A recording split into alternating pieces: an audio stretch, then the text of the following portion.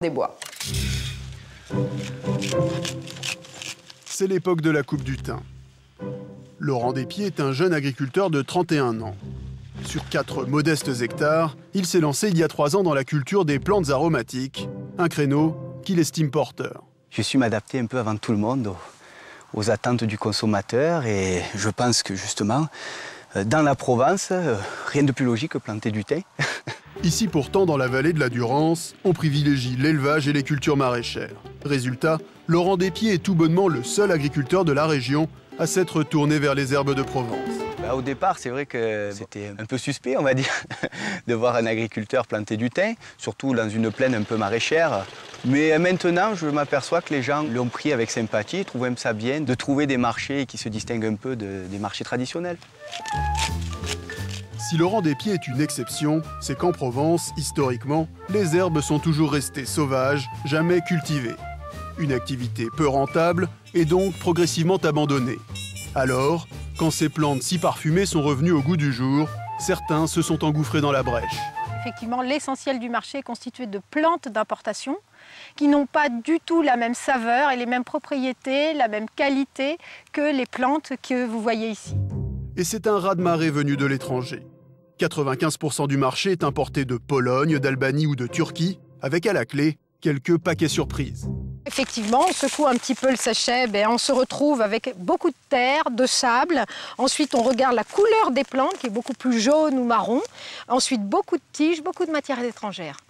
Voire parfois des ingrédients qui n'ont rien à faire dans la recette, comme le persil, et même des allergènes comme la moutarde. Pour les agriculteurs français, c'est à Manosque, dans ce laboratoire indépendant, que Guillaume Vial effectue les contrôles qualité. Avec un objectif, les herbes doivent respecter les critères du label rouge, obtenu en 2003 par les producteurs provençaux. Donc on voit bien cette variété-là. Tu vois, la différence de taille de feuilles est déjà importante. Et on va voir... Autre mission du laboratoire, créer et sélectionner des variétés qui s'adaptent aux besoins de chacun. Donc là, c'est donc 2 variétés qui ont été sélectionnées car elles ont des critères intéressants, notamment une productivité en feuilles importante. Donc on voit bien sur celle-là des feuilles qui sont petites. Bon, le désavantage, c'est que la variété, je dirais, est sensible au froid, alors que celle-là a des feuilles plus grosses.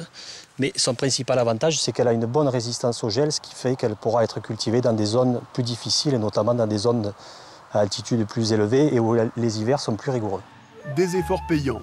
À 2 pas de la montagne Sainte-Victoire, cette coopérative a vu depuis 2002 son chiffre d'affaires grimper en moyenne de 7% par an. Les 50 producteurs de la coopérative produisent, disons, entre 150 et 200 tonnes de produits bruts, ce qui est pour finir sur 100 tonnes de produits consommables, donc après triage, qui représente environ 20% du marché des herbes de Provence.